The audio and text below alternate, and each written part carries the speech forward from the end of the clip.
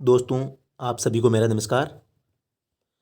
दोस्तों, आप सबका एक बार फिर से अपने यूट्यूब चैनल राज एजुकेशन हेल्प में सभी का स्वागत है। दोस्तों, आज हम बात करने वाले हैं द्विवर्षीय बीएड काउंसलिंग प्रक्रिया। आप सबको पता होगा कि जो पीटीईटी 2020 का जो एग्ज़ाम लगा है, उसकी जो काउंसलिंग प्रक्रिया है वो शुरू हो गई है। और बहुत सारे दोस्तों के द्वारा मेरे पास कॉल किए गए, व्हाट्सएप पर मैसेज किए गए कि सर, इसका जो अपवर्ड मूवमेंट है वो कैसे होगा, जो कॉलेज का आवंटन है वो किस प्रकार किया जाएगा, जो फीस जमा करवानी है 5,000 रुपये वो कब करवानी है, कहाँ करवानी है, कैसे करवानी है, या जो फीस इसके बाद में जो 22,000 रुपये फीस जमा होंगी वो कब होगी, कैसे होगी, कहाँ करवानी होगी। इस प्रकार जो पीटीटी 2020 से जो द्विवर्षीय बीएड काउंसलिंग प्रक्रिया है उससे संबंधित जितने भी सारे क्वेश्चन हैं उन पर आज हम चर्चा करने वाले हैं, ताकि जो भी आपके सामने जो बीएड में प्रवेश लेना चाहते हैं उनके सामने जो भी समस्याएं आ रही हो उनका समाधान जल्दी निकाला जा सके।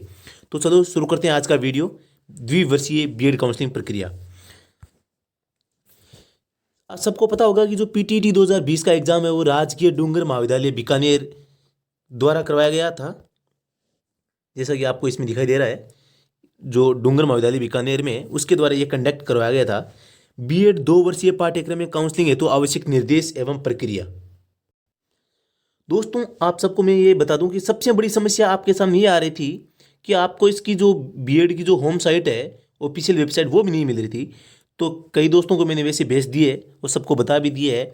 तो इसमें देखो, अब की बार क्या किया, www.ptet.dcb2020, इसमें सब लोग क्या करते हैं, www.ptt तो लगा देते हैं, लेकिन जो ये DCB है ये इस अब की बार इस जो ऑफिशियल वेबसाइट है इसमें ऐड कर दिया गया है। और लास्ट में एक .com है और एक .org है, दोनों साइटें काम कर रही हैं।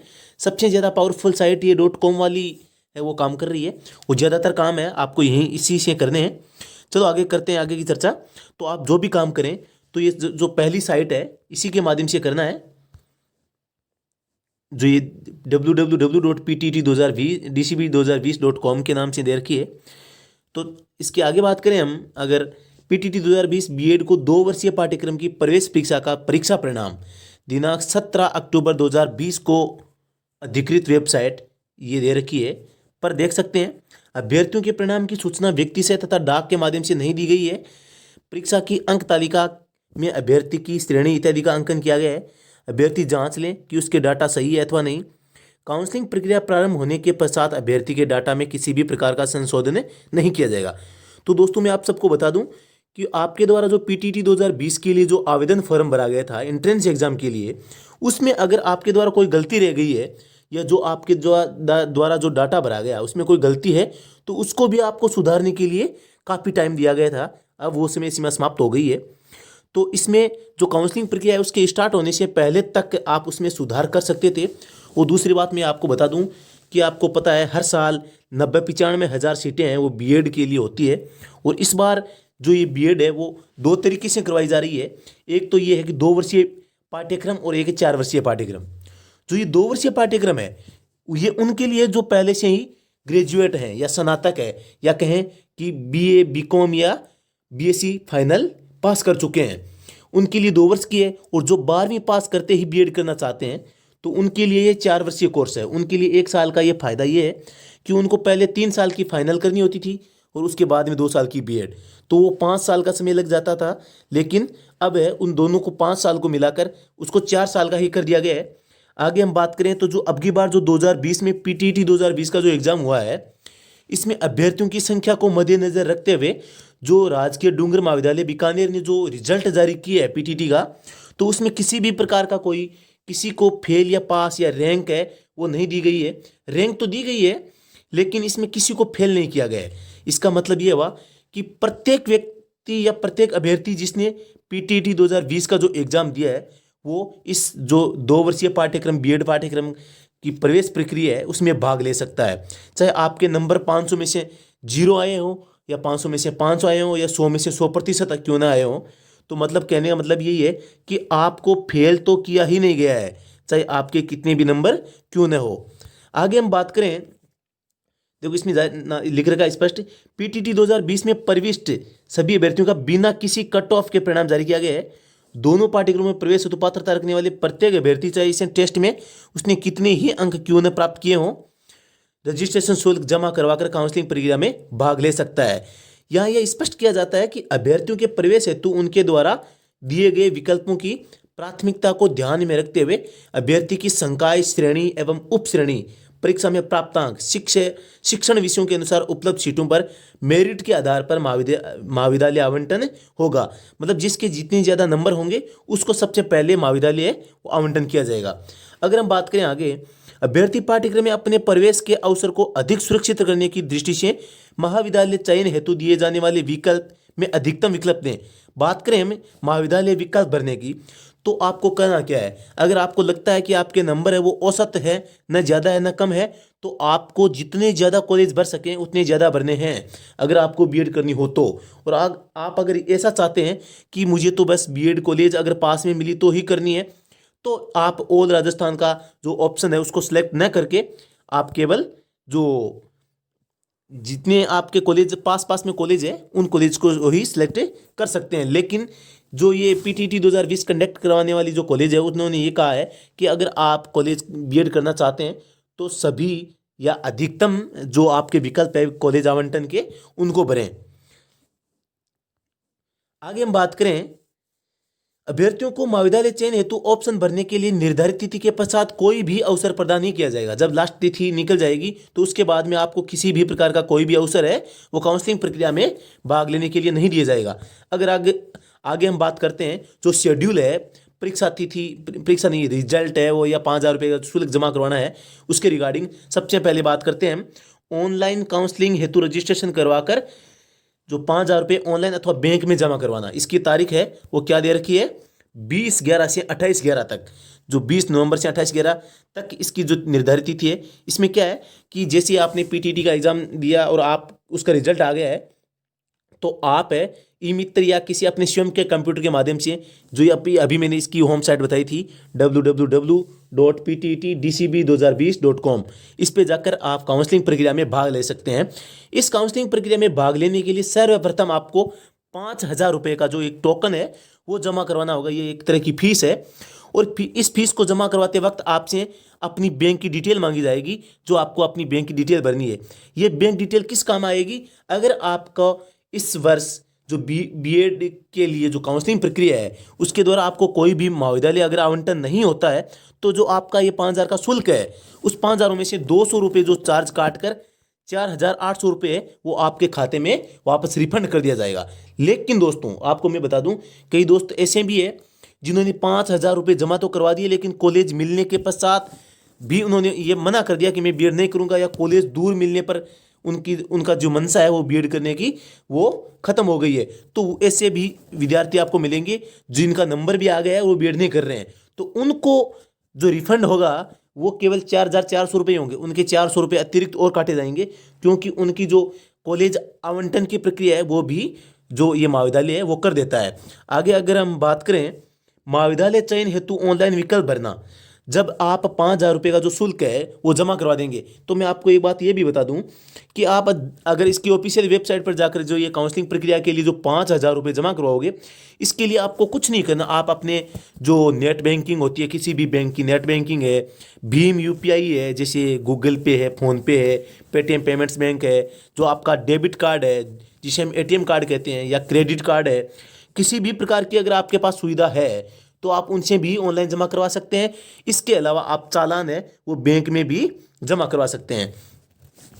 इसकी जो तिथि रहेगी किसकी, 5,000 रुपये जमा करवाने के बाद में जो महाविद्यालय चयन की जो ऑनलाइन विकल्प भरने की प्रक्रिया है, इसकी जो तिथि है वो 23 नवंबर 2020 से लेकर 30 नवंबर 2020 तक की रहेगी। इसमें देखो सबसे बड़ी बात यह है कि आपको ज़्यादा से ज़्यादा विकल्प भरना है, क्योंकि हो सकता है आपने 3 से 4 ही विकल्प भरे हों और आपका नंबर ना आए, तो आप इस साल बिना बीएड किए ही आपको रहना पड़ सकता है। तो ये महाविद्यालय चयन हेतु सबसे पहले आपको करना क्या है, जो ये इसकी ऑफिशियल साइट है पीटीटी 2020 के लिए, तो उस वहाँ जाकर जो राजस्थान की जितने भी कॉलेज है उनकी लिस्ट है उसका प्रिंट आउट ले लें, और कम से कम 2 घंटे 3 घंटे जितने भी लगेंगे आप उसमें इनसे अपनी जो फेवरेट कॉलेज है उनको चयन कर लें, ताकि उनको प्राथमिकता में सबसे ऊपर भरा जा सके।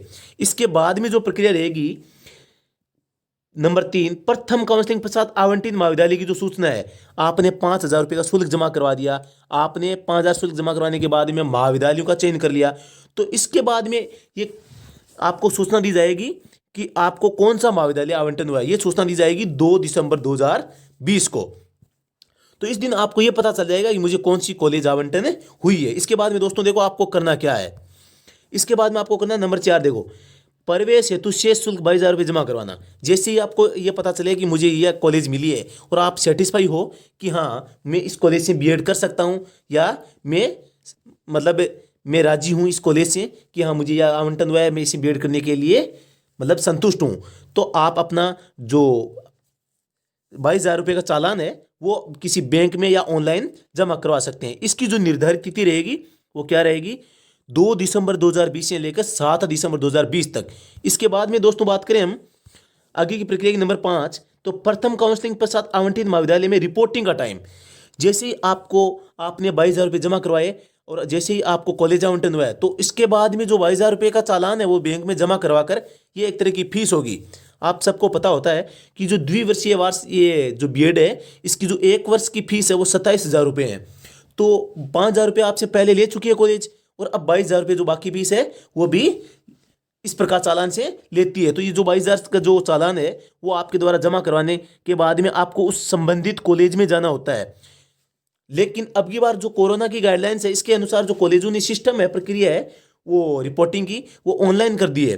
तो इसकी जो निर्धारित तिथि है 2 दिसंबर से लेकर 8 दिसंबर 2020 तक रखी गई है।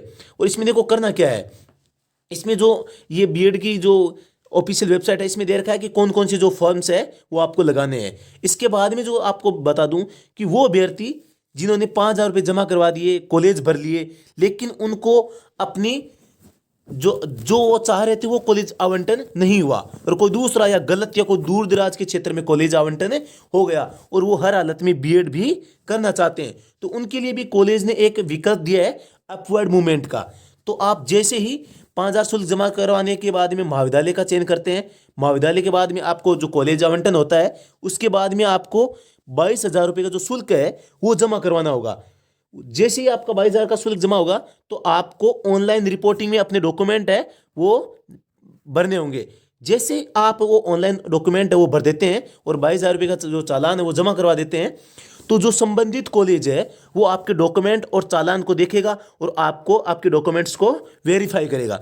जैसे ही वो वेरीफाई कर देता है तो आपके पास एक विकल्प और खुल जाता है कि आप अब अगर चाहो तो अपवर्ड मूवमेंट का सहारा ले सकते हैं। अपवर्ड मूवमेंट किसे कहते हैं, जैसे कि मैं लाड़नू से हूँ और लाड़नू से मुझे भारतीय या माधव कॉलेज मिला है लाड़नू से, और मैं ये चाहता हूँ कि जो निम्बी में जो ये नवीन महाविद्यालय है बीएड के लिए उसमें मेरा प्रवेश हो जाए। तो मुझे करना हो क्या होगा, मैंने 22,000 का चालान जमा करवा दिया और जो अपने डॉक्यूमेंट्स है वो ऑनलाइन सबमिट कर दिए, तो ये मेरे डॉक्यूमेंट है वो जो लाड़नू की जो कॉलेज है उसमें चले गए हैं, लेकिन मैं इस कॉलेज से संतुष्ट नहीं हूँ। तो मैं अब जैसे ही वो जिस लाड़नू वाली जो महाविद्यालय से मेरे डॉक्यूमेंट्स है वो वेरीफाई हो जाते हैं, तो उसके पश्चात में अपवर्ड मूवमेंट के विकल्प पर जाकर अपवर्ड मूवमेंट का सहारा ले सकता हूँ और अपनी जो फेवरेट कॉलेज है नवीन निम्बी जोधावाड़ी, तो मैं उसमें भी अपना एडमिशन ले सकता हूँ। तो इसके लिए दोस्तों करना क्या होगा, इसके लिए आपको सबसे पहले जो आपको प्रथम आवंटन कॉलेज महाविद्यालय है उसके नाम पर जो चालान है वो जमा करवाना होगा तथा जो डॉक्यूमेंट्स है वो सभी फिल करने होंगे।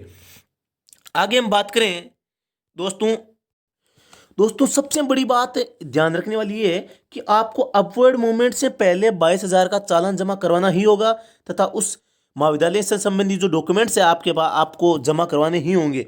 मतलब एक तरह से आपको प्रथम आवंटित महाविद्यालय में रिपोर्ट करना ही होगा। वो रिपोर्ट है आज जो 2020 में है वो ऑनलाइन ही रखा गया है, मतलब आपको ऑनलाइन ही अपने डॉक्यूमेंट्स है वो सबमिट करने हैं।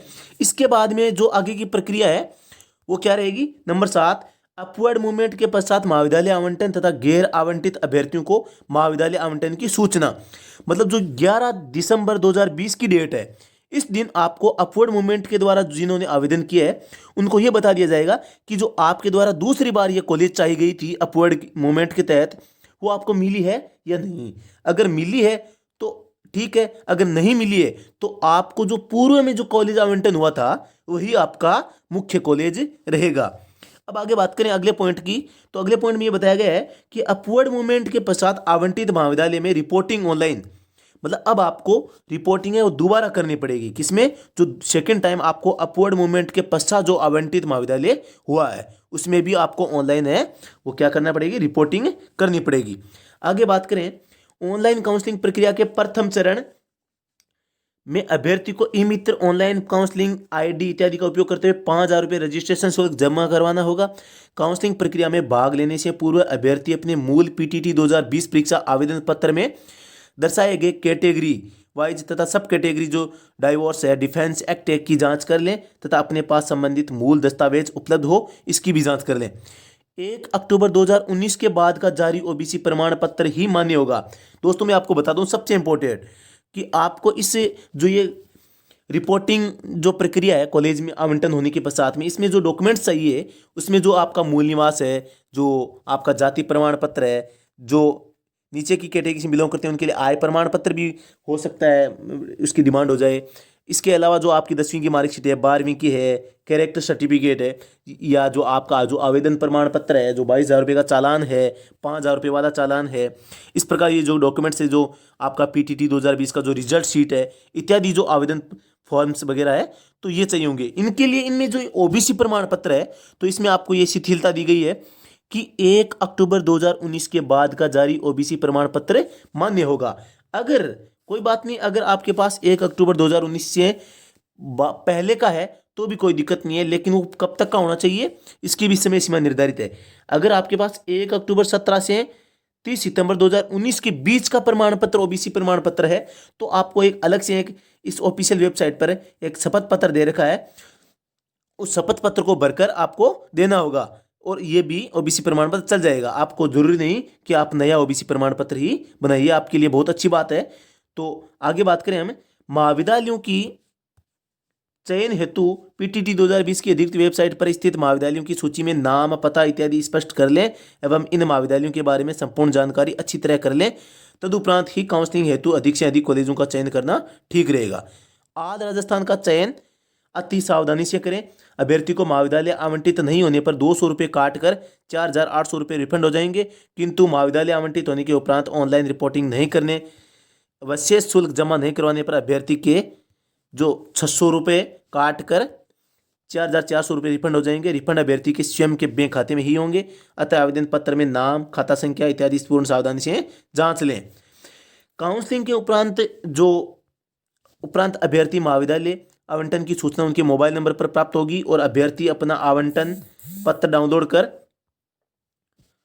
उसका प्रिंट निकाल लें। जिनको महाविद्यालय आवंटन हो गया है वे शुल्क की शेष राशि 22,000 रुपये ई मित्र के माध्यम से जमा करवाकर आवंटित महाविद्यालय में ऑनलाइन रिपोर्टिंग करें। तत्पश्चात अभ्यर्थी को स्टूडेंट लॉगिन पर जाकर, जो कि इसकी जो ऑफिशियल वेबसाइट है वहाँ मिलेगा, पर जाकर सभी वांछनीय डॉक्यूमेंट्स अपलोड करते हैं।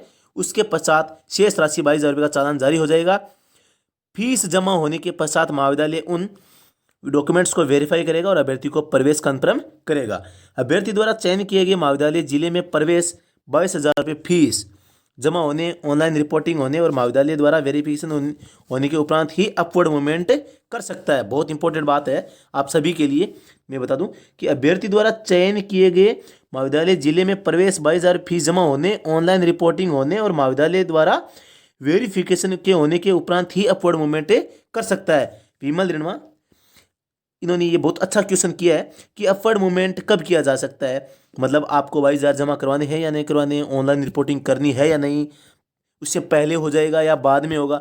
तो आपको बता दूं कि जो अपवर्ड मूवमेंट का जो सिस्टम है वो इसके लिए आपको 22,000 रुपये जमा करवाने होंगे तथा जो आपको प्रथम बार में जो महाविद्यालय आवंटन हुआ है वहाँ आपको रिपोर्टिंग भी करनी पड़ेगी।